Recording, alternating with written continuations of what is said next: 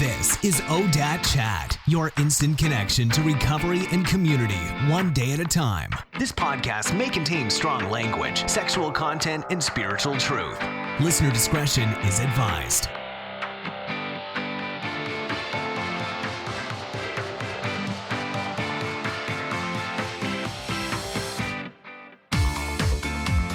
Hi, lovies. Welcome to another episode of the ODAT Chat podcast. My name is Arlena, and I'll be your host. I just want to take a moment to say thank you for all the awesome iTunes reviews. This one makes me want to blush, but I'm going to read it anyways. So this is by MB900s. And she writes, Arlena has a way of making me feel like I'm in her... Oh, let me try this again. English is nice. Arlena has a way of making me feel like I'm in her living room sipping tea and listening. As a young mom in early recovery, I was so happy to find interviews with women. I found so much depth and honestness, even more so than in the room sometimes. I think that has to do with her interview technique, knowledge of the program, and comfort with each of her guests. I look forward to hearing her interviews every time I fire up my podcast app. How sweet is that? And it really helps my ratings. So thank you, MB900s. If you are new here, this is a podcast where my guests and I talk about how to recover from alcoholism and addiction. I'm looking to uncover the moments of clarity, the revelations, and the tools and practices for healing, which lead to long-term recovery.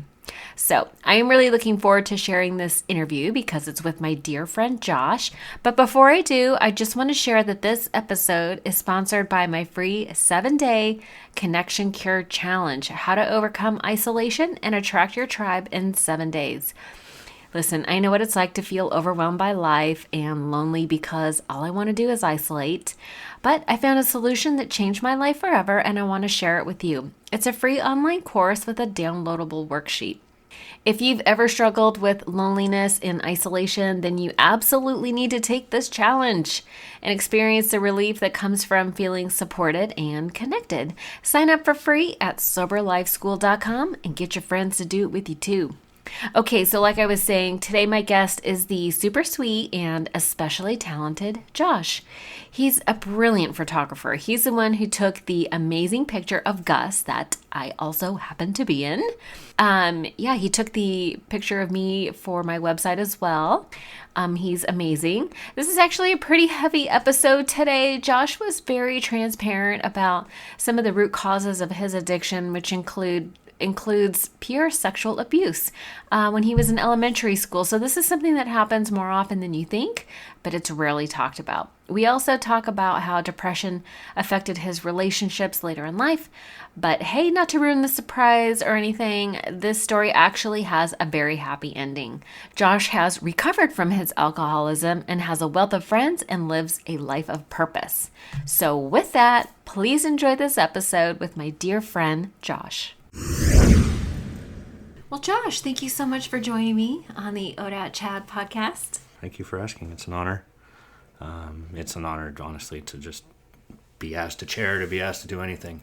It wasn't long ago that nobody wanted anything to do with me, right? So, yeah. And here you are. It's been, 2.5 years? Yeah, coming up on that 1,000-day milestone. 1,000-day. Do you have one of those apps on your phone that tells you? What does it say? I am 994 days. 994 days. Wow, that's amazing. Goodness. Okay, well, we'll get into it for sure. Usually, the way I start the podcast is that, you know what I used to do? I used to have people describe what they look like, but I'm just going to put a picture on the website so you don't have to do that. Okay. I think it was kind of torturous for people. Right. I have a beard. I'm super handsome and modest. I have hair. Yeah. I comb it. Yes, you do. Okay, so we'll skip that part and just put a picture up. But what do you do professionally? I am an operations manager. We do low voltage cabling, so we design like audio video systems, networks. When companies move, we install cabling for their computers and cubicles and all that stuff. That's awesome. Yeah. And is this the same job you've always had, even through recovery? And yeah, so I fell my way into the electrical union back in like 2002, after my brief stint with Wells Fargo. Oh, we were right. We were talking about that earlier. And the Wells banking, the shady banking days. Yeah. So, and then I did 6 years in there, and I dropped out, or I stopped to go back to school, and I did great at junior college, and then I got into San Francisco State, and that was like 2010, which I just refer to as my dumpster fire year. Your life was a dumpster fire? That was pretty much like, if I had a physical everything bottom, that was my year. Wow. That was, yeah. Okay. Well, we'll get into it. We'll talk about that. Pretty much. Okay. And I always like to ask about family of origin, because I feel like that says a lot about, who we are and how we grew up. My grandpa, I don't know exactly how, but I believe he was sober. He was affiliated with AA at some point. Oh, really? Your grandfather was? I think he used to go to trade shows with AA, and he was selling like those, easy does it slogans, like really? Buttons or something like that. But I have a brother. My parents are still together. Wow. Is your brother older or younger? He's older. He's 3 years older than me. He's up in Seattle. Mm-hmm. And then my parents are both here in San Jose. Oh, okay. But you grew up here? I grew up, born and raised San Jose. I had I had about a year and a half stint in San Diego, about a year stint in San Francisco, but I've pretty much always been here. Nice. So. Okay. And how old were you when you took your first, what was your first thing? Was it a drink? Was it? I think I smoked weed the first time. Yeah, that was the first time. Maybe I drank. The first couple times I drank, nothing happened. The first time I smoked, nothing happened. Mm-hmm. The first time I got high, I didn't know. I was told afterwards it was laced with crank. So I was up for a little bit. That was with family. Crank. Yeah. So, no, does anybody do that anymore? Or is that just meth? Do people just do meth now? I'm a little out of touch. I am too. But I presume it's probably still there at some level. Yeah. Biker crank, I think. Yeah, like it was. But yeah, that was like, hey, surprise. It was crank. How old were you when that happened? 14? 15, 14-ish, somewhere around there. Oh my God, isn't that crazy? 8th, 9th grade, right around. That's where I kind of started. Yeah. I think high school was when I really, really dove in. Yeah. I would drink with my friends, with my brother. I'd earned the nickname SoCo because I liked Southern Comfort. That fly is going to drive me crazy. Sorry. It's all right. I have a fly swatter here. Do you want me to whack it? Oh, it's on you. Maybe I'll wait till it moves. As it lands on my forehead. Maybe I won't hit you. Almost. I might have to edit that out. That's all right. I'm going to have you speak a little. Okay, louder? Yeah. Okay. I'll edit that little part out. But anyway, so why don't we do this? I have been accused of interrupting people too much. Sorry. So do you want to just sort of give your 5 or 10 minutes of how you would normally share your story? Okay. Okay. I was an alcoholic far before I ever had alcohol. Mm-hmm. Before I had drugs. My dad and I talk about that when I was a kid, I used to come home from a friend's house and immediately run to the next friend down the street because I just couldn't stand being alone. I just did not like being in my head. I did not like just being alone at all. It's not, and to this day I still have hard times with that. That seeking validation, through whatever. So when I was 7 or 8, I went on a trip with a friend. I don't get into details. Obviously, that's for my sponsor, but. Him and his cousins did some stuff to me, and that was terrible. I was 7 or 8. I didn't know I didn't know, right? You don't know. I'm not ready for that level of life, I guess you'd say. They hurt you? They just some sexual stuff, some things that being outnumbered, I literally Had no choice. Okay.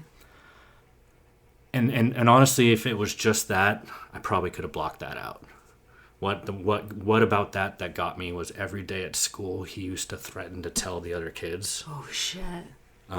What happened? What happened, and eventually he turned it around onto that I did everything to him and the other like 3 or 4 people. So, we talk about fear and guilt and remorse. Like I learned that like that fear of being found out.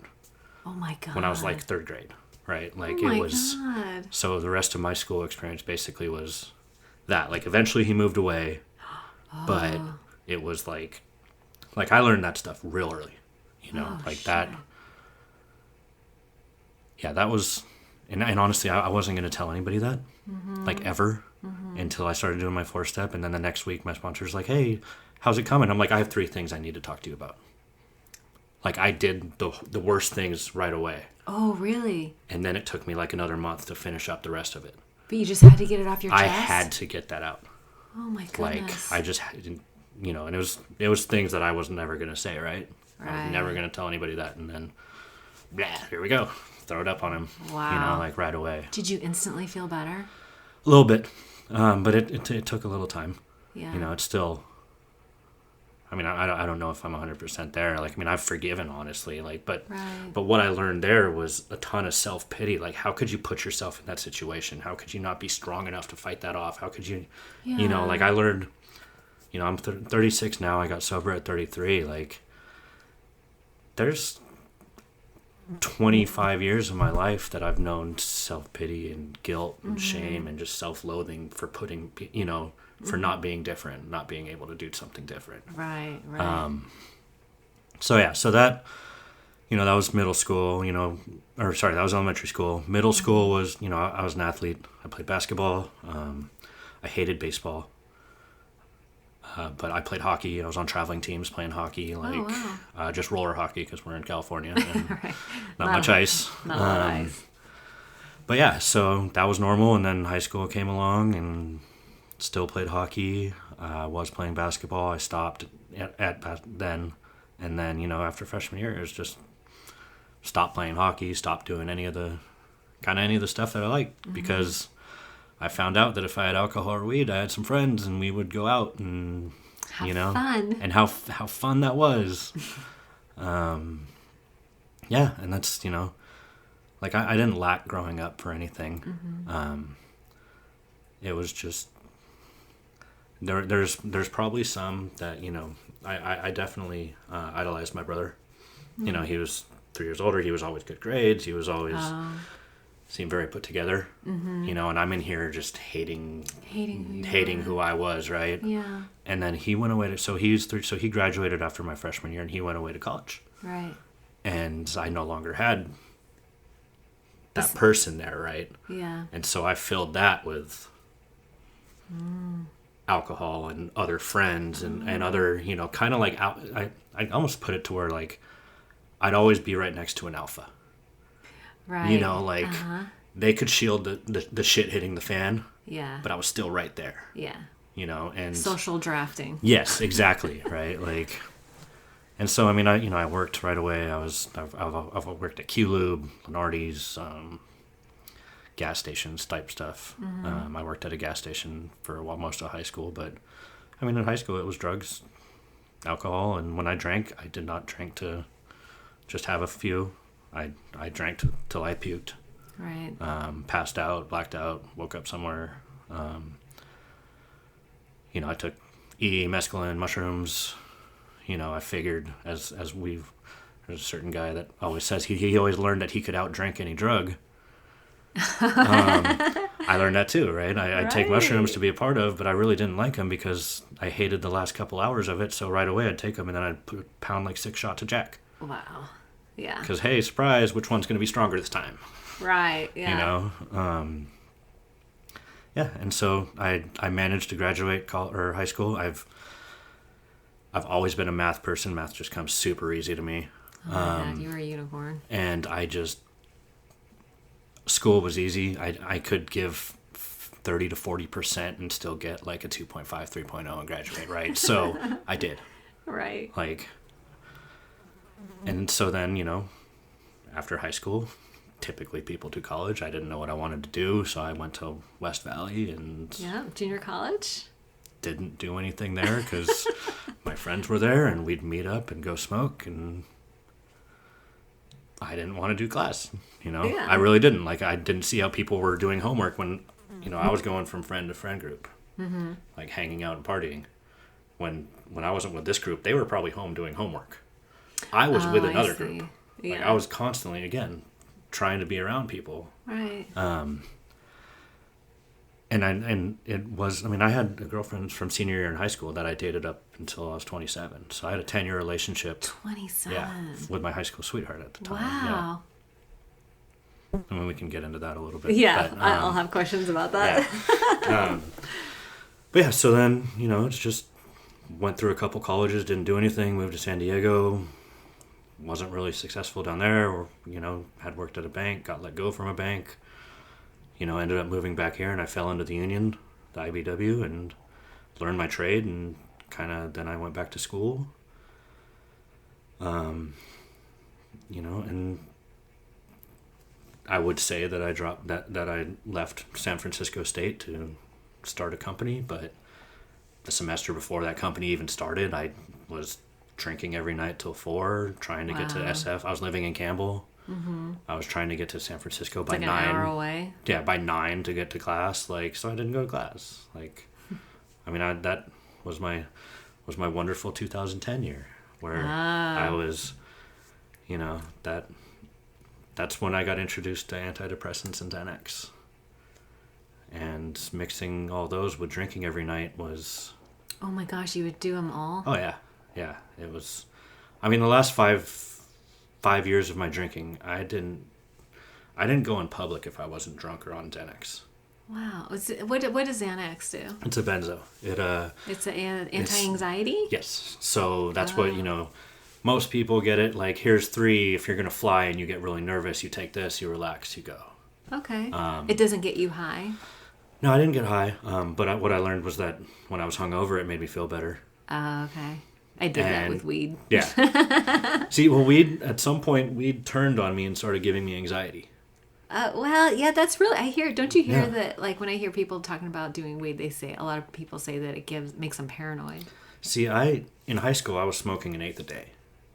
A day? Like junior. With friends. Yeah, but I was That's usually... a lot of weed. Yeah, I was honestly selling it to just try and break even to get that eighth. And then it would be like, well, if I don't sell this, then I'll only have paid $20 for X amount. Right. But the games we play. God, the justification that goes on in this mind. We're very creative that way. Yeah. Oh, mental gymnastics. Yeah. Yeah, so, those... at the end of my drinking, I was mixing Coke, Xanax, drinking, and then waking up and being like, that didn't kill me.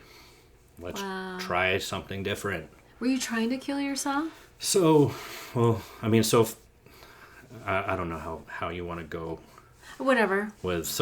I tend to be a little Memento. Did you say that movie Memento? It's just all over the place. Yeah. That's me. So, at the end there, I wanted to die and make it look like an accident. Oh, right. You told me this. I did not want my mom to know that I killed myself on purpose. Oh, my God. For 3 years, I was praying every day for a car to hit me and fucking kill me. Oh, my God. Like, that was just my life, right? It wasn't that I wanted to die, but if I had to wake up and do this fucking over and over, like, that's game over, I'm done, like. Were you just in pain all the time? I was just miserable. All the time. Before I was 18, then all of a sudden I was 21, then I was 24, and then I was 27, and then I was 30, and everyone's growing up, and they have all these things, and they have what seems to be like happiness, like they have purpose, right? Mm-hmm. And I just never got that. Like, I was just like, well, okay, I'm going to go to the bar. Right. Like, they're my friends. Yeah. And that was the one place where you had I felt a part of, right? It was my purpose. Like, connection. Yeah, exactly. And so, it was terrible. And I was with somebody. I was a stepdad. I had, we were engaged. I was a stepdad, and that wasn't enough. I ended up, Right. For a while there, I thought that if I had a kid, I would get purpose. I didn't end up having a kid with her. She had her own daughter, but it's still like, I was, for some reason in my head, I learned if I threw money at something, that showed love. Okay. Like I could get her a bike, Right. but I could not teach her how to ride it. Aww. I could not follow through on things like that. Right. This was the lady that you were in a 10-year relationship No, with? so that was my high school sweetheart. This Oh, was okay. the girl after her. After this high I can school sweetheart. count my life down to what relationship I've been in. Oh, is that right? Like from when I was 18 to 27, I was in a relationship. From when I was 28 to 33, I was in a relationship. Okay. And then even in recovery, I was in about a year-long relationship. So You're it's really a serial monogamist. I don't understand dating websites. I don't, I've never had that. It's like, hey, okay, we are now together. And let's just run this. There's no dating. There's no, just... it's just like all of a sudden we're there. And it's always kind of been like friends. Like I was friends with each person before. Okay. And it's not different now necessarily, right? Like Right. that's just how.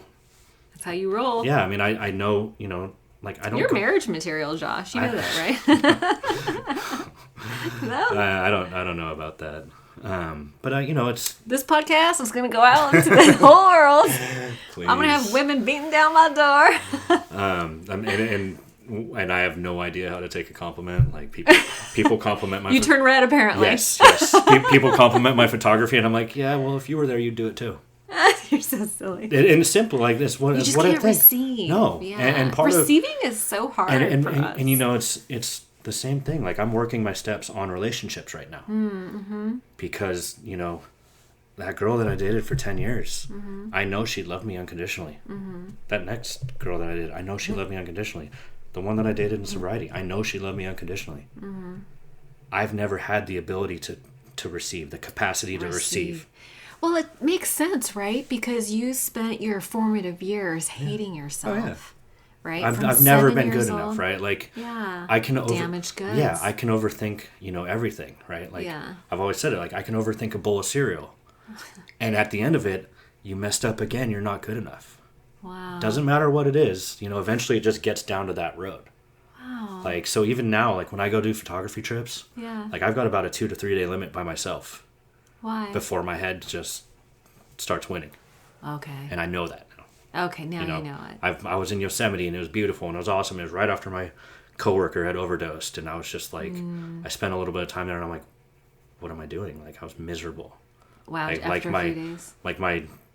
It started going to dark. Well, let's talk about that for a second because your coworker overdosed and passed away, right? Yep. So it's not unusual that somebody, you experienced a significant amount of grief, Yeah. So maybe we should back up a little bit. Do you want to tell me what happened to your coworker? So somewhere around Thanksgiving, he emailed me at like 2:30 in the morning. Was this just this last year? Yeah. So when I interviewed him, when I interview somebody, I like to know them personally, right? Like if I'm going to work with you, like... Yeah, we better be good. Yeah. And so I always ask what's something that you're proud of, that you've done personally. And he said his children. And then he said that he quit drinking. Oh, wow. And I was 4 or 5 months sober. And I'm like, ding, ding, ding, you're hired. Like, sweet. Like, Right. That's awesome. And so he was pretty quiet about it at the beginning. I'm pretty vocal. Like... Yeah, I'm out there too. Like as I've heard before and I've said, like, it was no secret I was drinking, right? Like I was drinking in the world of Facebook. Like it was, I recently saw somebody that I hadn't seen in a while and they're like, are you still sober? And I was like, yeah. And they're like, God, thank God. And I'm like, man, was it that bad? Like, was it that obvious? And then I get these, memories on Facebook. Oh of, my God. I am so glad I got... Like 4 a.m, how deep of a thought I thought I was sharing. And it's like... No, like you're clearly targeting that person. Like, yeah, everybody knows it. Yeah, you're not subtle. You're not subtle. So he was in recovery. I knew he went to Second Tradition. I'd kind of briefly, I was like, I'd asked if you mentioned I was going to get him to chair for me at ODAT when I secretaried. Yeah. And he was like, yeah, I probably won't do that. I'm like, okay, well, that's between you and your sponsor, whatever. Right? And so around Thanksgiving, he emailed and he was like, yeah, I'm really sick. Like, when he got hired, he was coming off of a heart valve replacement. He was 39, 38 when he was hired. Oh my God, a heart valve replacement? Yeah, he was big into, I think he wasn't very healthy before, but he was big into powders. Okay. So, but he, was... Wow, that's intense. He was sober, from everything that I knew about. And then he sent that email, and it was like, okay, you're emailing me at 3 a.m. I'll give you the benefit of the doubt, right? If you're in a program that you're working in and it's about honesty, like, right, that's until you prove me otherwise. I don't know. So he said that he had a mini stroke because he wasn't taking care of his health from the heart valve replacement. Oh, okay, that's very logical. Yeah, and I didn't know enough to disprove it, so it makes sense, right? Yeah. So then after about a week and a half of him saying he couldn't work, we had asked for a doctor's note. Oh. Like, because if it's that serious, we need to make sure you're good to come back. Okay. It was nothing else, like, not, I don't trust you or anything like that. It was literally, if you come back to work and die, like, we need to know you're healthy, right? Yeah, exactly. And HR asked for that. And then after about 3 weeks, so my sobriety birthday is December 18th. It was a Monday this year. And so the previous Sunday, so the 11th would be the previous month, the 10th, he texted me and it was dark. It was really fucking dark. And his text was dark? Yeah, they were cryptic. They were like... What does that mean? Like, I'm sorry I let you down. You'll never hear from me again. Like, stuff like that. Oh, shit. Yeah. So I was like, I called one of my other employees who used to work with us, who didn't anymore, who was close to him.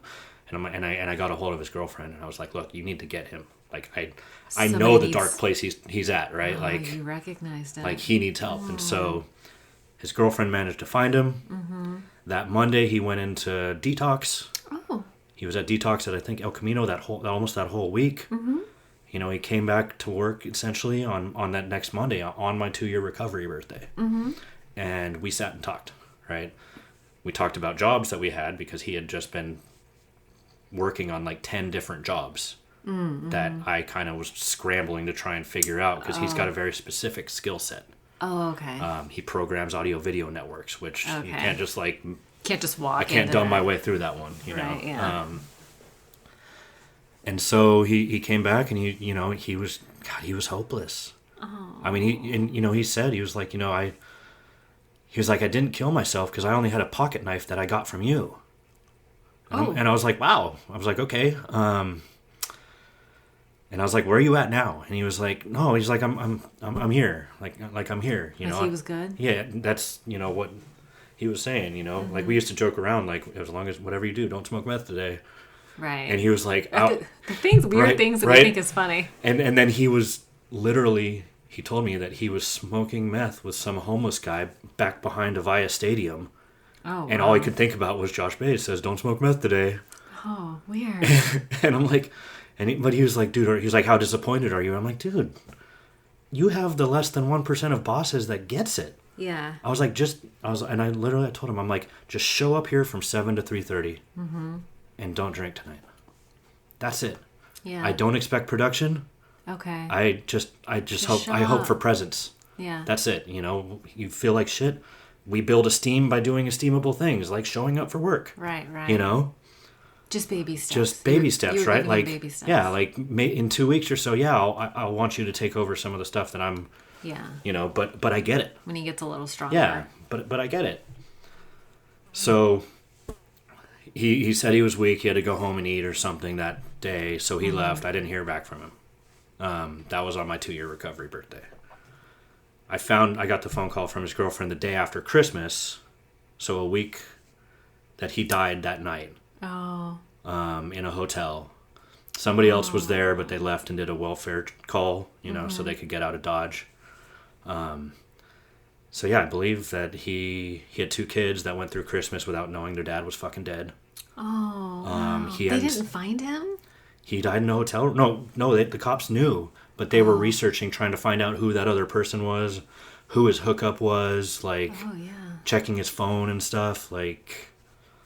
So the police knew, but his family didn't? Yeah. from what I was told. Okay. Yes. So yeah, and that sucked. Yeah. Oh, right? Like that's so terrible. like, I learned from one of the many great men that we have in these rooms. He said he's like, don't say should and don't say why, because you'll never know. Right. Like he said, and get a suit. And get a suit. Aww. Which, as we were talking about, I went to 2 funerals on January 13th. Right. One of our close friends. Yeah, Katie, she was on the podcast. Who was 40 as well. They were both 40. Oh, is that right? Yeah. But one of them was working a program, was, it came out of nowhere. I don't know. She was in a room full of love. Her kids saw her. Right? The other one wasn't working a program. I found out he never had a sponsor. Oh, really? He didn't do the steps. He went to second tradition because you're seen, you're not heard. Right. It's a speaker meeting. Yes. He died alone. His kids had no idea. And it's kind of like, we don't know what time it is we go out necessarily, but I have the choice of kind of how I go out, or, room in a room full of love, people know type thing, right. Or in a hotel room with some stranger that I scored drugs off of, and my kids have no idea and go through Christmas alone. Right. Like. Wow. Yeah. So that was. What did you walk away from that experience with? Gratitude, because I was fucking miserable on my 2-year birthday. Were you? I was fucking, because the year before, I was in a relationship. It was there was a party. It was full of love. Yeah. And the second year, I wasn't thinking about what I did when I was drinking. I was thinking about that first year. Okay. And it had since I had ended that relationship. I had hurt somebody I fucking loved. And it took me a little while because, we're never the villain in our own story. Right. Yeah. For me, that's true to an extent. Like for the first couple months, yeah, because I need to justify my behavior. Right. So it's your fault. Right. But then after that turns inward. Right. And it goes right back to that self-loathing that you're not good enough, you fucked up again, you fucking hurt somebody, you don't deserve happen. Like, it just, down the rabbit hole it goes. And so it was the first time in recovery I had some of those dark thoughts I had before I got sober. Okay, 2 years. Yes. Okay. I went up and I went to a men's meeting, a Monday night men's meeting, right. And saw, Bobby and stuff. And I got up and I'm like, I wish I could say I'm happy, but I'm miserable. Yeah. I have good surface recovery. I was secretary of 2 meetings. Oh, that's right. But those were the only 2 meetings I was going to. I wasn't even present when I was there. Like my recovery on the surface was really good. But inward, I wasn't doing shit. Right. I wasn't addressing the pain. I was just masking it. Right. So I was in a terrible place, and then that happened, and I basically just it got me grateful real quick. Yeah.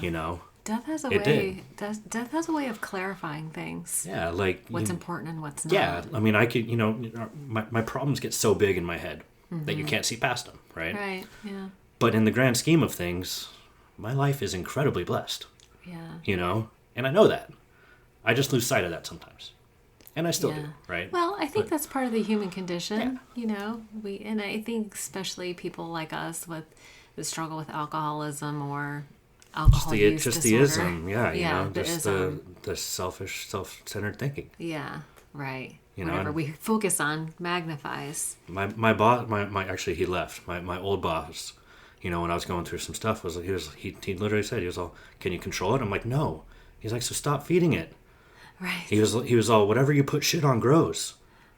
Whether it's good or bad, it's gonna grow. So stop feeding stop putting shit on the bad stuff." And I was like, I literally asked him, I'm like, "Where did you learn? Like, what class in high school did I ditch to go get high? All right. That they taught this stuff, right? All right. Because for me, it wasn't. I mean, obviously, alcohol is a huge part of it. Drugs were too. Mm-hmm. But I've just had a life problem. I just didn't know how to do this life thing. Right. We have this program now that I'm been given a design for living. Steps on how to address these problems that come up. Right. And it's that I just never had that. Right. It wasn't for lack of other people being there, or, love or anything like that. It was just that just missed me. Well, trauma at a young age will sometimes determine the trajectory of your life. There's a Gabor Mate wrote this book called In the Realm of Hungry Ghosts. Okay. And he mentions a couple of things. Adoption and childhood trauma are two of the most root causes for addiction. I use addiction and alcoholism interchangeably, but which is part of my own experience. Childhood. No, I get it. I mean, it's not something that I addressed obviously until you got my sober? mid-30s. Yeah. So what did you come right into the rooms? What kind of concept, what brought you to the rooms? So in 2010, my dumpster fire year. Right, the dumpster fire year. So let me, I guess I'll kind of backtrack to how I got introduced to AA. Okay. So I dated that high school sweetheart. Okay. We got engaged Christmas Eve 2009. Okay. In February of 2010, I had been dealing with lightheadedness when I worked out in public situations where there's chaos, kind of like an airport baggage claim. Mm-hmm. When there's a lot of fast-moving stuff, I would get lightheaded. My general practitioner basically decided I had social anxiety. And I had done I had done an MRI, I had done an ear, nose, and throat test, which is terrible. They blow cold air in cold air, warm air, and it's in the dark, and they look and see if your eyes flinch at all to see if your equilibrium's messed up. Yeah, but it makes you 0 to spinning drunk real quick because you're laying on your back. Mm-hmm. And it turned out that's what she thought it was. So she gave me a heavy dosage of Paxil, which is an antidepressant that basically you don't have anxiety because you don't give a shit about anything. And then she gave me an unlimited supply of Xanax. What? I just had called and asked for a refill. So in the matter of 3 months, from February to May, I had justified in my head why I didn't need to be with that girl. Wow. So 9 years and 9.75 years, I would have taken a bullet for her. I cried over her more times than I can remember. And in 3 months, it justified me leaving her. When I left her, we were at her parents' house. Her mom and dad were crying. She was crying, asking, why are you doing this? And I literally hugged them and said bye, and I went straight to the bar. Wow. To go meet my friends. Were you engaged at that time? Yeah. Oh, okay. Yeah. So I ended it, obviously. Yeah. So that was... How soon before the wedding? We hadn't set a date yet. Oh, okay. We had been engaged almost 6 months by that time. But you'd been together 10 years. Yeah. Okay. So, I'm still learning to forgive on that one. Myself. Yeah. I don't do well. They talk about don't regret your past, but I still do. Mm-hmm. I can't lie and say I don't. Right? That girl didn't deserve fucking that shit at all. Yeah. She's an amazing person, mm-hmm. and that's one of the hardest things I have in recovery is trying to forgive myself because I hurt people that were really good. Yeah. But yeah, so that summer, I cashed out my retirement. I moved to downtown Campbell. What? I was a block away from the bars. Yeah. I was drunk every night. I was waking up in the morning to or around noon to go grab a burrito and then go back to sleep for a few hours before I woke up and did it all again. Oh, wow. I had wrecked a car drunk. Mm-hmm. That I somehow got away from. You didn't get in trouble? No, I ran. Wow. I left it. I ran. It was in the middle of the night on a Sunday night. I went by the police station the next day and I was like, hey, my car wasn't at the bar. And they were like, well, it was over here. We need to talk. And I was like, why would it be at that off-ramp? I live over here. If I was leaving Los Gatos, I wouldn't have gotten there. Right. And I had a solid response. We're good manipulators, right? I had a very good response. And they're like, oh, that's a good point. But you need to blow zeros in order to get your car released. And They could still smell alcohol. Oh, they could? Yeah. I had stopped drinking at 11 p.m. Mm-hmm. This was 2 in the next afternoon. Whoa. I blew a .07. Oh my gosh. Yeah. I don't know the math on that one, but it was not good. I'm sure it was What's the very limit high. Limit these days? 0.08. 0.08, and you blew a .07? Yeah, 15 hours later. Oh my god. Yeah. I ended up getting a drunk in public in Campbell. Walking to Taco Bravo of all the places. You're supposed to be drunk at Taco Bravo. Yeah, and I thought I was the winner because I was walking instead of driving. All right. You know, but... You got a drunk in public? Yeah. You must have been really loaded. Oh, yeah, no, it was bad. So I got a drunk in public. The judge had me do 10 meetings. Oh, that's how you got in? That's how I learned about AA. Nudge from the judge. And so I did those meetings in a week before they were due. Oh. You know, I saw people I knew. I went to the Masonic in Los Gatos, and then I'd go straight to Carrie Nations and drink. I'd see people walk from there going through Carrie's to go to Pizza My Heart or something that were just in the meeting with me, and I'm already like, cheers. Wow, brazen. Oh, I didn't care. I didn't want it. Right. But I said I was an alcoholic. You know, and in my core I knew it. Yeah. But I wasn't ready. My good friend, who I used to drink with, and I always had a girlfriend, so we'd go to parties, we'd bring guitars, and just go in the back with a 12-pack each and just drink and play guitar. Oh. John S. Yeah. And so he was sober. Oh. He drank like I did. Okay. You know, I went and helped him do some cabling for one of his store, and he's like, so how's it going? And I'm like, well, you know, and this is why I call it my dumpster fire. Like, I'm sitting in the dumpster and it's on fire, and I'm like, yeah, this is good. Everything's fine. Like, I'm like, you know, I'm barely going to school. I walked away from an engagement. I wrecked my car drunk. I have to do 10 meetings. I'm on all these pills. And he's like, how's that working out for you? And I'm like, it's fucking great. Can't you see how happy I am? And he was like, well, have you thought about doing something different? And I was like, no. And he was like, well, if you get tired of it, call me. Wow. And he had probably 3 years, or at least a year at that point. Okay. You know, and I'm super grateful that he didn't shove it down my throat. Oh, I know. You know, I wouldn't have been there. Like, when I came in 2015, I didn't come in from losing material stuff. Mm-hmm. You know, I still had my job. I mean, I was in debt, but I was ignoring that, so that didn't count. Right. You know, I came in because I was dead inside. Right. And my prayers went to planning. I was thinking about how I could drive off the Hicks Dam and drown myself, and so it wouldn't look like an accident. Yeah, so you wouldn't break your mama's heart. You know, yeah, exactly. And you know, so what happened for me was I reached out to somebody who was my old bartender. Funny. Who was in recovery. Somebody who honestly they were posting stuff, like they were going on retreats and doing all this stuff. But they had a smile, right? Like, they just had this... It's a glow. It's unmistakable. This like, shit's okay. Mm-hmm. Right? And I didn't care about going on retreats or something. I just wanted to not think about killing myself for a day. Right. You know? Like, I just wanted a little break from that. Like, some relief. Yeah, like, I didn't come to AA... Like, AA is the best thing that's ever happened to me, right? Like, getting sober is easily the best thing. Mm-hmm. And I didn't come for any of this.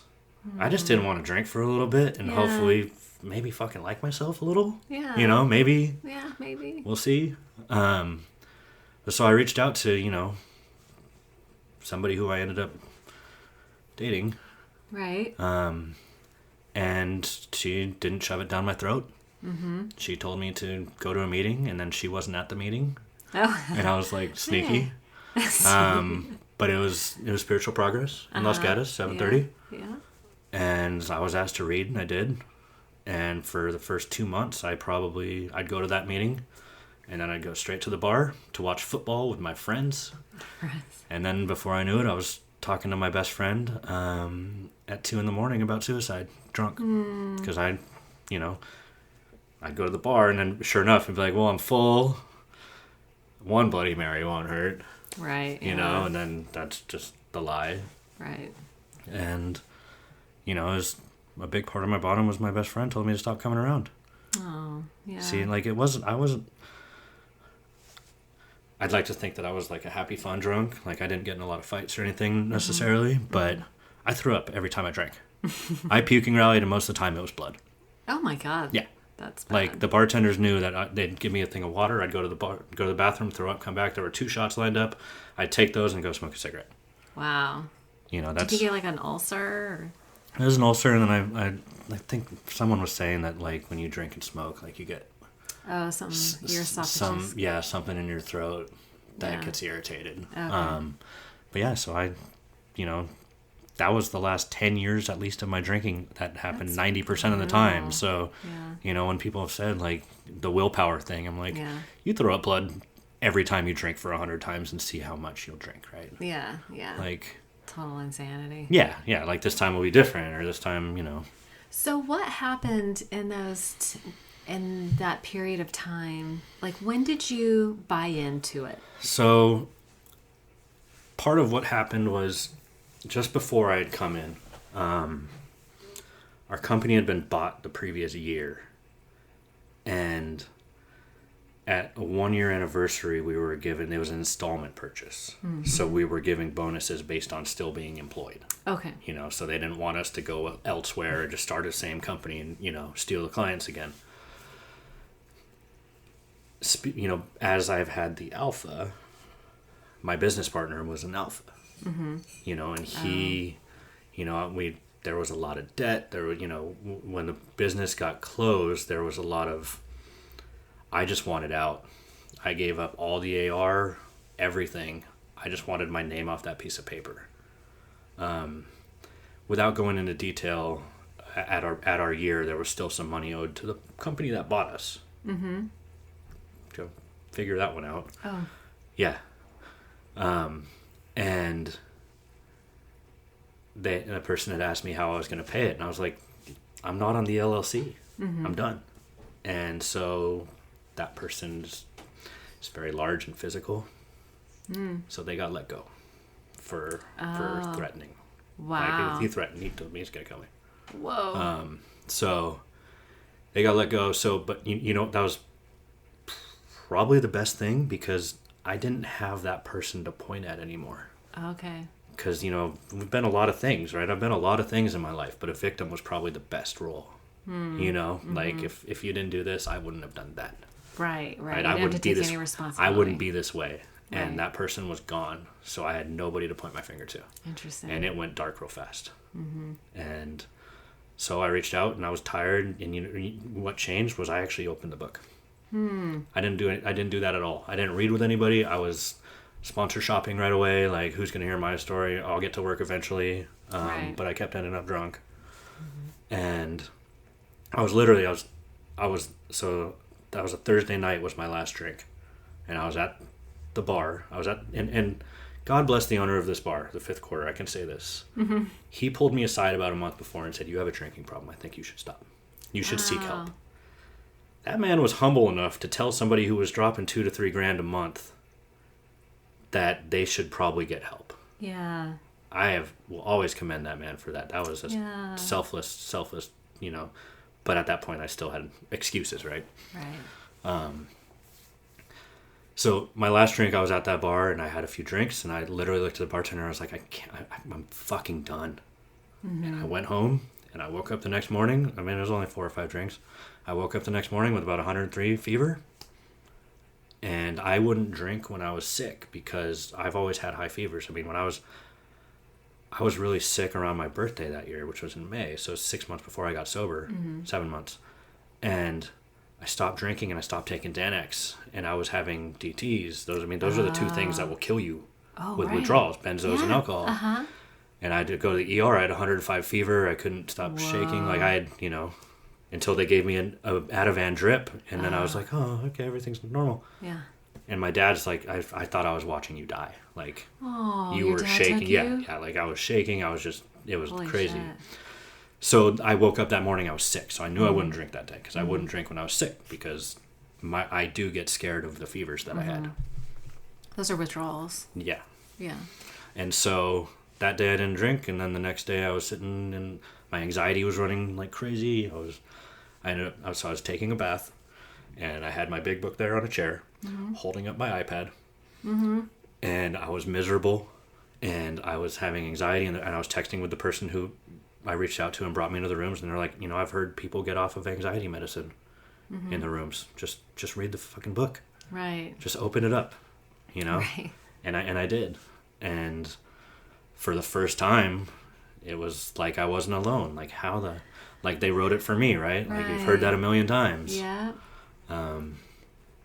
And so I did, yeah. Understood. Yeah, like that was the beginning. And it was, I ended up probably within a week or two, I got my sponsor. And who's still my sponsor. And yeah. I wasn't going to get a sponsor yet. I was still going to, shop. Give me your resume. We'll see, all right. Who deserves to hear, and it was perfect. Like he just said, well, how about we read and you figure out, you figure this out, right? Right. And it couldn't be more perfect. I mean, right. The man that's my sponsor is the epitome of kindness and compassion. And Kevin has actually been on the podcast. Yeah, he is exactly what I needed in every sense. Like patience, selfless, Sweet. just every angle. And you know what your sponsor's going to say when you come to them with something too. Yeah. And I was like, damn it. Yeah. And I'll know, like, I thought that too until I saw a man with no legs and when I was complaining about my knee pain. And I'm just like, damn it. I knew you were going to say that. But yeah, I mean, he's got them all. He knows me better than I know myself, right? Like he knows everything. Yeah. And so you guys worked. So we started, within I got sober December 18th. Mm-hmm. On Christmas, I went to my friend's house, and she had deviled eggs with red wine vinegar in them. Oh. And I love deviled eggs, but I never make them with red wine vinegar. Uh-huh. And so I had one, and I was like, "Is there alcohol in that?" Like right away, my body was just like triggered. Oh, wow. Give me something. Right. Like, wow. Just the smell, huh? It was, but the taste. I mean, I ate one. Yeah, and she was like, "Wait, did I just mess you up?" I'm like, "No, you're fine." But like, your codependency kicked in. You told her you were fine. Yeah, exactly, right. And I was just like, "Wow!" Like I didn't really, I didn't think about that. And then, I went to another friend's, and his sister offered me a shot, and I was like, "No, I'm not drinking anymore." And she was like, "Thank fucking God!" And I'm like, "What? You just offered me a shot?" But she was like, "Good, that's great. Good to hear, Josh." Yeah. I'm like, man, it's obvious, huh? Yeah. I don't know why we're so surprised. Right, like it's so not obvious. It's not obvious. You can hide your drinking, but you can't hide your behavior. Yeah, it was so obvious to everybody, But I mean, at the end there, like I said, I was mixing Coke and Xanax and stuff. Like I'd wake up and my bed would just be drenched with sweat because my body's trying to just detox. Fight this. Yeah, get it It's all trying out. to fight this combo that's not supposed to work. Right. No. Can I ask you, so you get a sponsor and you guys start working steps, so they say that you'll be amazed before you're halfway through. Was that your experience? Was yeah. I mean, I think I was, so how this has worked for me is at 2 weeks in, I asked if I could set up that meeting, Spiritual Progress. Okay. And I, because if I had to be somewhere at 5:30 on a Sunday morning, odds are I wasn't drinking the night before. Right. That's why I was at the gym for the first 7 months at like 4 a.m. I remember that. Because that meant I went to sleep early, and nothing good happened for me after like 7 or 8. I remember you'd show up at the 6 a.m. meeting. You're like, "Yep, I already went to the gym." Yeah, or I'd wake up at 3:45. I'd go to the gym, shower, come to the meeting, and then go to work. Your day's half over. Yeah, right. 6 a.m. So I did that, and then and it was good to have a sponsor already because in my first 3 weeks I had to travel to New York. Wow. And I had a Sunday night flight to LA, and then I had a 4-hour layover. Brutal. And for airport, I mean, come on. Yeah, did you just call him all the time? I called him. I ended up, I was in LAX at the layover, so I was just walking under those little shining like hallways from terminal to terminal. Like I'd walk over and take a picture of glasses I'd come back.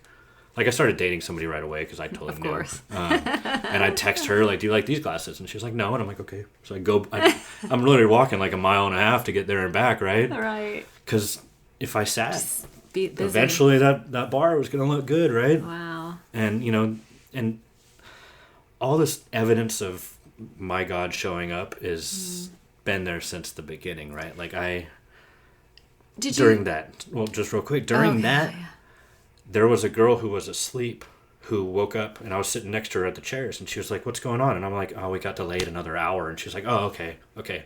I ended up falling asleep, and she got on the plane and came back and woke me up to get me onto that plane. Are you serious? Yeah. They let her come off the plane to come get you? Yeah. She was like, somebody's still out there asleep. Like, she was just in the hallway. Right. And so, she wasn't like boarded or on the seat, but they let her come back out. And I was just like, woke up, I'm like, "Oh, thank you." And I didn't realize it, right? I didn't think of how cool that was until the next day, and I'm in New York. I'm like, fuck. Wow. Who does that? Yeah, that was super cool. Right? So did you have a concept of God growing up? I was baptized Mormon. Oh, okay. I absolutely despised religion in essence. Not anything about it. I just... Right. Mormons didn't want me to drink soda, and I like soda.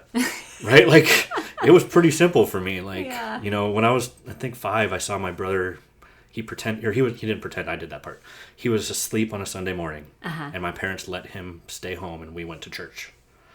For the next couple years, I pretended to be asleep every Sunday morning. Oh, and they let you sleep? No, they'd wake me up to go to church. And so I was like, but that's how much I didn't like it. Right. So their thing was, okay, you get baptized at 8, you do that, then you can choose. Oh, wow. Okay. And so then I just never went again. Okay, so you never really grew up with a relationship with God. And was it until you got sober that you started to develop that? I was completely agnostic when I came in. For the sole reason that was the only piece of hope that I had, right? Okay. Like, this is my life. I want to die. It's miserable. Like, maybe there's something that's better. You know, like, please help me, you know, between praying to die or fix this. Right? Like... But yeah, I still don't know what my God looks like. Okay. I'm not necessarily religious, you know, but... You don't need to name it, though, no, right? No, I just know that some days it's really big and some days it's not as big. You know? You don't feel it as much some days. Well, some days I really need it. Yeah. And some days it's kind of, you know... Sometimes you're just okay. Life's okay, you know, and some days I need it there and I need that reminder. Right. You know, that it's not me, because honestly, and, you know, just going through anything recently or before, like... The best things in my life have come from things not working out how I wanted. Right. Like, and unanswered prayers. Yeah, like I've always wanted something so badly, and then it doesn't work out, and I'm bummed, and I get, you know, like basically my whole life until I got sober, and then all of a sudden I get sober, and it's like, oh, so this is what life's kind of like, right? Yeah. Like I'm actually happy. Like I got to follow through on things I want to do. It's like, the best, worst thing that could ever happen to you. You know, and as I said, like nobody comes in on a winning streak. Exactly. You know, and then, you know, I got a sponsor. I worked my steps. Yeah. I'm doing them again based on relationships because that's, you know, I get to get better, right? Like, you know, there's not that I don't believe the saying progress not perfection, but like if I identify a fault in myself and I keep doing that, and I keep practicing that behavior and hurting people or something, you know what I'm saying? Like you don't want to be that's not progress not perfection. That's just being an asshole and choosing to do it over and over again. But hang on a second, because I feel like I feel like a lesson is repeated until it's learned, right? And sometimes we keep making bad choices because we don't know what else to do. And sometimes we need to get sick and tired until we can move off that behavior. There's the level of pain until you get to change, right? Like, but you're present. I mean, pain is a good teacher, right? And you're present with your pain. Yeah. So, well, for me, for in relationships, like if I'm using that as an example, I thought myself out of love with my high school sweetheart. Yeah. I thought myself out of love with my second fiance. I thought myself out of love with the person I dated in recovery. Yeah. Like, it's, you know, so, and I'll be the first one to say I'm harder on myself than anybody else is obviously going to be, right? I feel like that's kind of the point, right? Yeah. Because if we don't, like, you won't allow something into your life unless you feel you deserve it. Yeah. Right? And you have all these years from the age of 7 till present of... It just takes a little time for that to wear off. Yeah, no, I mean it takes a long time, and no, I understand. You know, I get that, and and probably because I'm harder on myself, I have that like there's no leeway. Like you've identified something, black and white. Yeah, exactly. Like there's no leeway. You should, now that you know better, do better. Yeah. You know, there just seems to be like a little period where we need some grace. Yeah. Yeah. And I still haven't learned how to give myself that.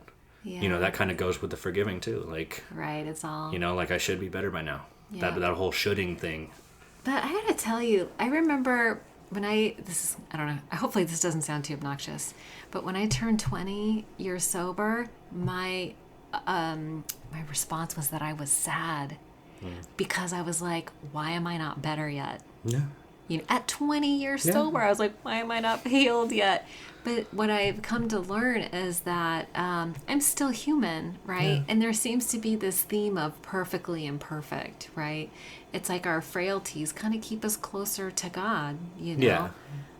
So, well, I mean, and that's kind of, like I said, like I'm harder on myself than anybody, right? So like, which breaks my heart because I look at you, I just think you're like the sweetest guy ever. I've identified, something, and ultimately, for me, I don't want to hurt anybody again. Right. Right. Yeah. And that's I don't know how reasonable that is. Oh, I understand. I mean, I hurt Bobby. I mean, I've been married a long time, and we hurt each other's feelings occasionally, not as much as we used to, but hurting someone isn't necessarily unforgivable. Like, you can get over it and past it. Yeah. I see what you're saying. Yeah. You're talking about complete devastation. Well, yeah, if I can, I mean, obviously, the 10-year relationship done, the stepdad, now I'm gone, like, and I actually made that choice, she was like, well, let's still try and be together, and I'm like, no, like, if I'm done, like, I can't keep coming around your daughter. Right, yeah. Like, I just can't, know? Yeah. And then in recovery, there's a long story with that, and I wear a lot of guilt.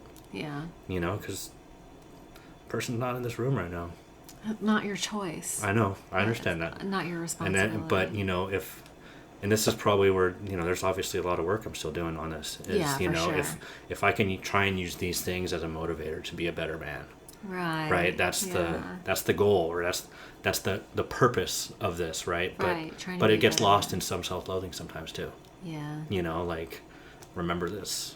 Yeah. I mean, it's... Well, and that voice is there to keep you small. Yeah. I mean, I was literally... And the hard part with the whole in recovery relationship was, I mean, I fell on my face, right? I a lot of people knew what happened. I mean, I was at Breathe, and I was crawling out of my skin. I wanted nothing to do with it. Like, I was talking to someone who was close with her, and I started crying. Yeah. And my first thing I said was, sorry, I don't do that in front of people. And I stopped and I left.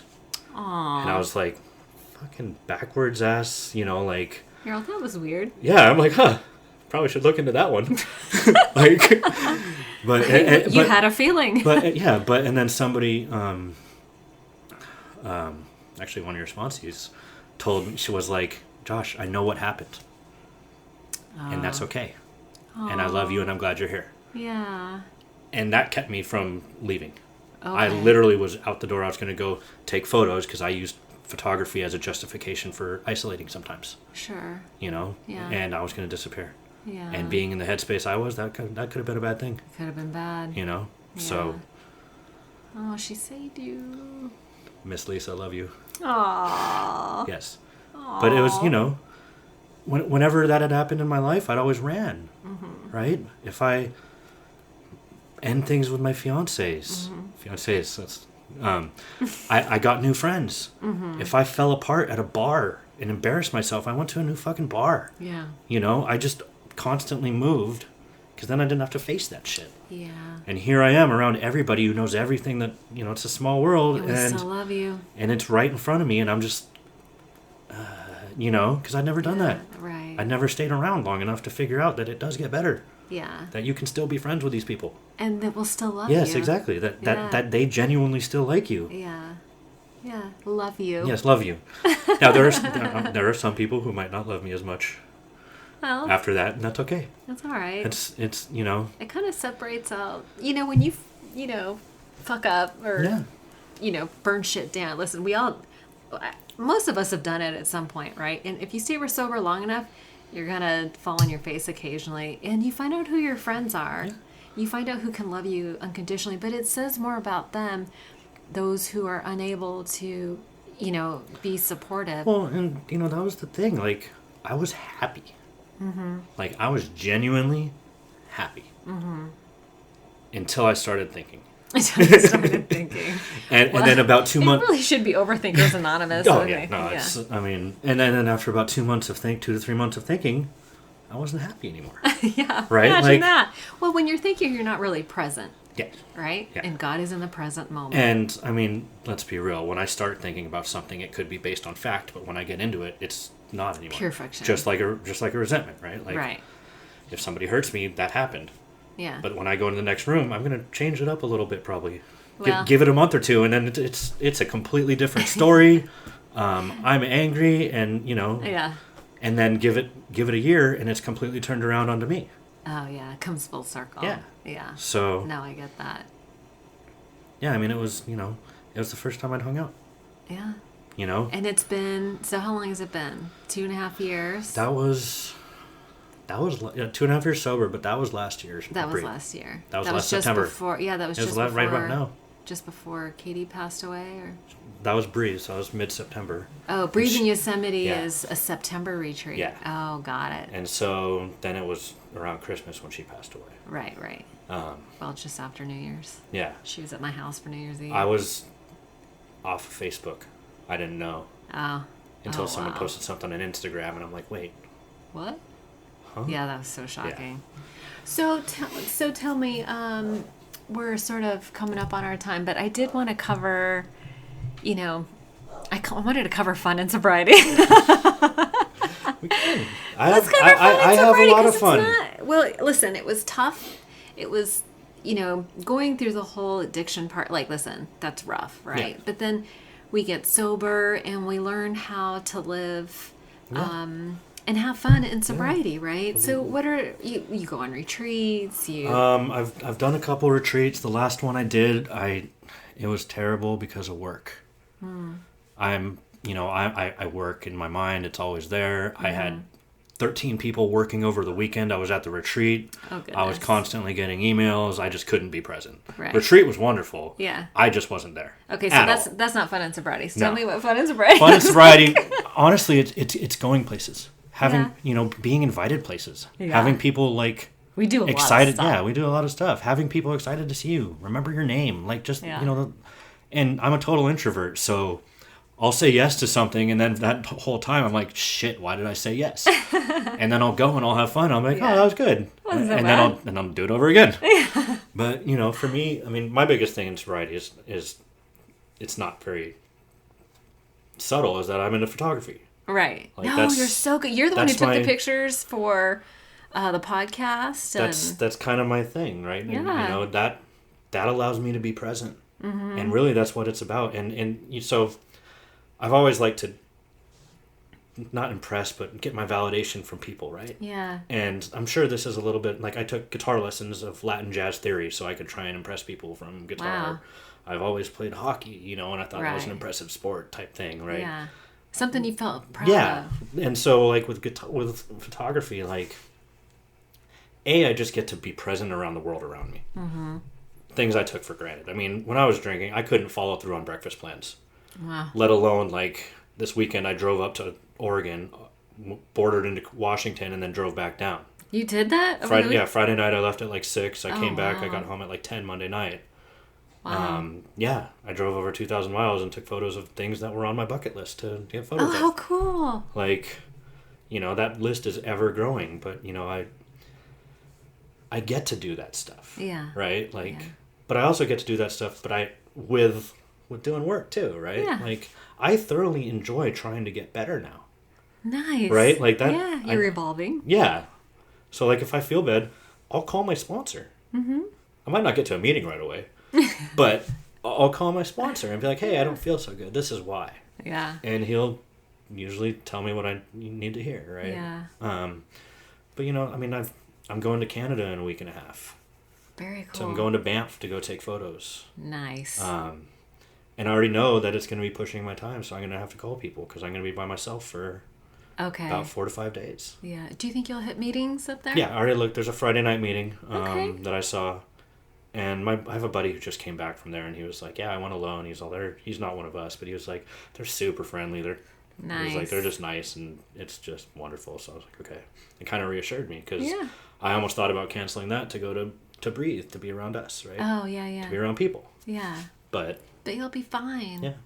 The purpose of recovery isn't just so that you stay locked into your, AA or sober community. It's to get you back out into life. Well, anywhere that we have a purpose, right? Mm-hmm. It says it in the book. We can go anywhere that we have a purpose. I went to Cabo with 7 people who drank heavily when I was 7 months sober. That's a little nutty. Yeah. But you know what? I was super grateful. Yeah. I was so grateful. I went to a meeting down there. I came back and I was just like, and everyone was fighting and they were all drunk and mad at each other. And I'm like, you're happy. Like, I can disassociate myself from this. Detach. Yeah. Detach with love. Yes. That's what boundaries are for. Yeah. And we get to have boundaries too. Obviously my sponsor, huge. The sponsorship lineage I have is do everything with love. Right. Because if I come from love, like, yes, at least I'm pure in my motives, right? Like I definitely check my motives. I definitely try and make sure that I'm coming from a genuine, loving place. Mm-hmm. And I've also learned that you can love everybody, but it's okay to love when some people are not around you. Yeah, love from afar. Yeah, exactly. Like, I wish the best for you, but don't come over here, please. I know, please. It'd be nice. I'm going to be over here while you're over there. Exactly. Yeah. And that's okay. And that's okay. Yeah. Yeah, that's awesome. Coming from a people pleaser, I've never known that. Right? No, I get it. No, that's awesome. And since we're kind of on our time, because the podcast is called ODAT, One Day at a Time, I like to sort of close with like, what is your routine do you have a weekly routine, a day? I know you're doing like a 10-step challenge or. So, lately I've been in my head a little bit. I've noticed that I'm impatient with other people. Okay. And being in construction and, I have deadlines and I have subcontractors and they don't do what they say they're going to do sometimes. Mm-hmm. Then it makes me look bad. My pride gets hurt. And, that's where my disease kind of pops in, where I get the big shotism, right? Okay. Is in my work. Like, I'm paying you to do a job, do it. Right. Yeah. Which I kind of have to say in a certain way for my work because I'm loyal to my company. But right. So, I'm doing this 10-step challenge. I wasn't told to do it. I'm doing it because I wanted to feel better. And I was in my head and I was impatient, Right. So do you want to talk about what the 10-step challenge is for anybody who doesn't know what it is? You read the 10th step in the 12 and 12 every day for 30 days. And if you miss a day, you start over. You start over. Yes. Yeah. I've done it twice now. This is my 3rd time. Wow, that's impressive. I've never been able to do it. It's, and I find that the more I've done it, the earlier in the day I start reading it. Oh, interesting. And the better my day goes. And the better your day goes. If I read it late at night, then I'm like, oh shit, yeah, I should have been nice. I could have done this. I see. Then I see it in the morning, then I'm already there. So you read it in the morning. Yeah, I read it in the morning, then I'm a little kinder that day. Right. Instead of waiting till the very end. Yeah. Oh, well, I caused a lot of records. Right. Okay. What is it about that reading the 10th step, do you think, that makes your day go better?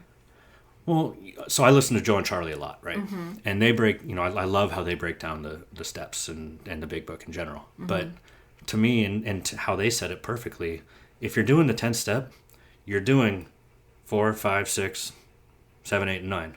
Okay. All at once. Okay. If you do that, your relationship with yourself, with God, and with everyone around you is going to be better. Mm-hmm. Because you're going to be kinder. You're going to accept your shit. You're going to forgive people for theirs. You're just going to be a better human. Mm-hmm. And if I get to do that, then I'm going to have a better relationship with everyone around me. I'm going to be a kinder, softer, nicer person. Mm-hmm. Not so sandpaper and abrasive and angry, right? Mm-hmm. Like, and that's why I love it. Yeah. They I've heard, Joe and Charlie said like that 10, 11, and 12 are maintenance steps, right? Yeah. But they disagree with that. Because maintaining means that you stay here, you stay level. Okay. That the definition of it is to maintain it, to make it so it operates at this level. And you're either growing or going, right? Right. We all evolve. Yeah. And so we're always evolving. Yeah. And so they kind of go over that. That's I listen to Joe and Charlie probably every other day driving. Oh, you do? Going to work. Yeah, you drive a lot, right? Between jobs and. To a certain level, I've kind of given that up a little bit because I now have employees that I can have kind of delegate to, which I don't know how to do well. I'm trying to learn that part. But yeah, I it's nice to listen to that because it makes me present, and then I learn more about this thing that we're going through, right? Like you hear them break down the resentments, you hear them break down things that I had never thought of, It's amazing, you know, isn't it? and it's Someone just breaks it down, and all of a sudden the lights come on. yeah, and then it's like, no shit, no wonder I was so sick, right? Like, Right. I never dealt with this, Right. you know, I never saw it like that, Yeah. you know, and I need to be shown very well, right? Like, Yeah. my God is the God of evidence. Right. It comes through all the time because I need that reminder, Right. you know. Yeah. Prayer, meditation in the morning? Sometimes. I mean, I can honestly say in the last year, my recovery hasn't been, I haven't been as active, you know, it's... Are you still going? You're still going to, how often, I know you're going to meetings. How often do you go to meetings? Once or twice a week. I mean, I go to spiritual if I'm in town, but other than that, I'll usually hit 6 a.m. early. Yeah. But that's about it. A couple times a week? But I'm, about 2 times a week. But you're in close contact with your sponsor? I meet my sponsor every week. Okay. Yeah. Is that in addition to the meeting? So we meet 6 a.m. on Sunday morning. And if not, then we adjust or talk on the phone to get it. Okay. That's the one thing, you know. That's a non-negotiable? In 2.5 years, you know, I can definitely say that some of that time I was sober on that first 7 months of going to meetings every day. Wow. You know, yeah.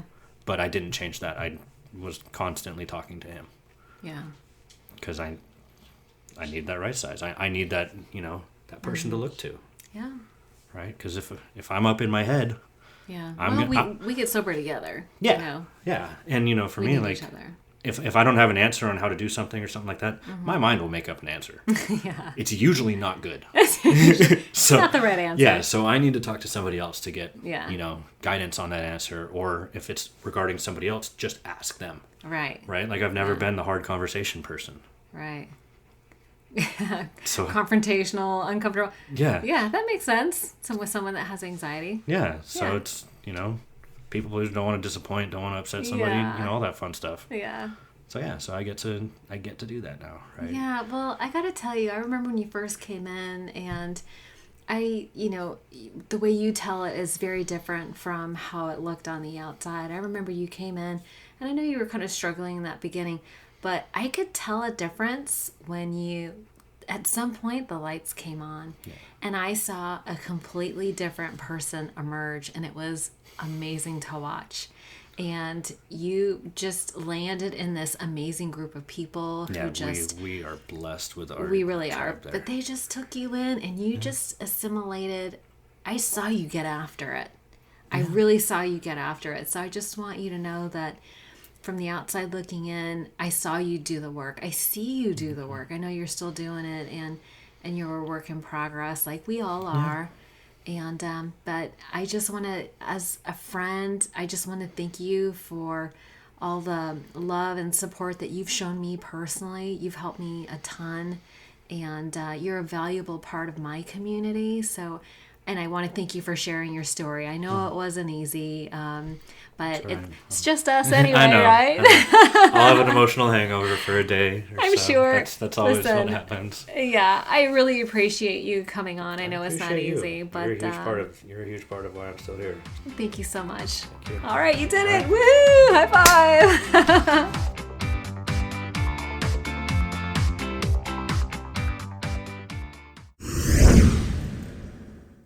One last thing before you go, if you enjoyed the podcast today, please don't forget to subscribe on iTunes or Stitcher and leave a review. And if you'd like to make a donation to the podcast and help me keep the lights on, you can do so by visiting odatchat.com. There's a donation button or membership button on the right-hand side. Have a great day. Thank you so much for joining us.